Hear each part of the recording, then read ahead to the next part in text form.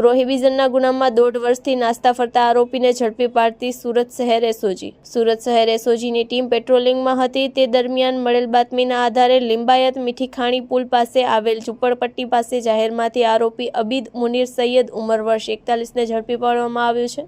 આરોપીની પૂછપરછ કરતા તેણે કબૂલાત કરી કે તે પોતાની માલિકીની મહિન્દ્રા પિકઅપ ટેમ્પો ચલાવતો હતો અને તારીખ 30/8/2024ના રોજ દમણમાંથી ઇંગ્લિશ દારૂનો જથ્થો ભરી સુરત તરફ જતો હતો.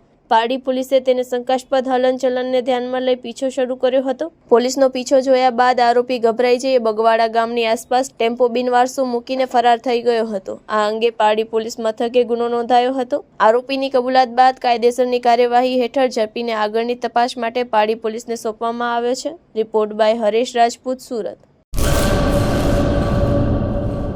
કચ્છમાં બાગાયતી ક્રાંતિ બાદ જળ ક્રાંતિ માટે તત્પર છે શ્રીનાથજી એગ્રો કોર્પોરેશન.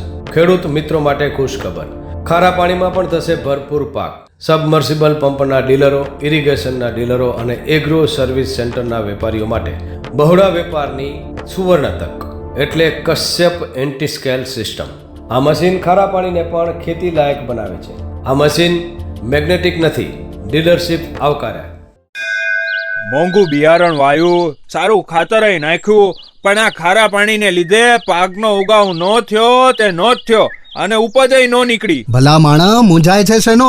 ખેતરમાં લગાવ કશ્યપ એન્ટીસ્કેલ મશીન, જે ખારા પાણીને બનાવે ખેતી લાયક અને ફળદ્રુપ જમીન સાથે આપે મબલખ પાક. સંપર્ક Shrinathji agro corporation, Prahlad Nagar road, SJ highway, Ahmedabad.